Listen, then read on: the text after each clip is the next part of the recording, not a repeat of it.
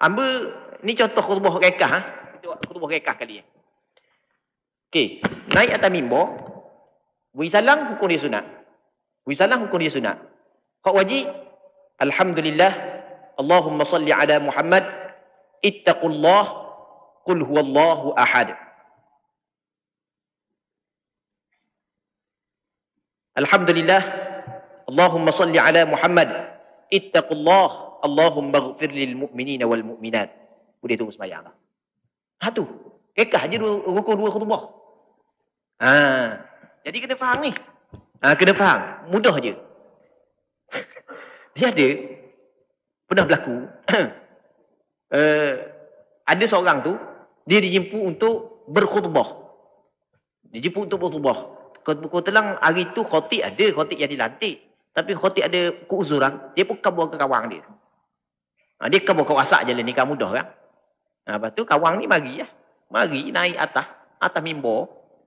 Buka teks khutbah tahun tahun, maksudnya 45 tahun lepas. Allah.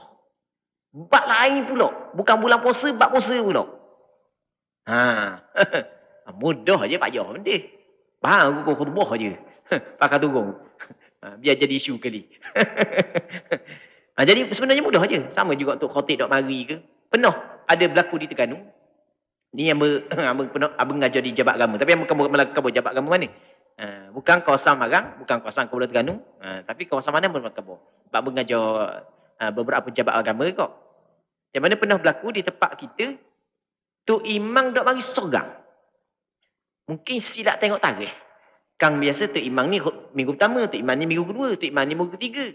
Tu imam tukar. Hak yang minggu pertama ingat minggu kedua. Hak yang minggu kedua ingat minggu pertama. Jadi dok mari sorang tu imam. Dia pergi sembahyang lain barangkali tak tahulah.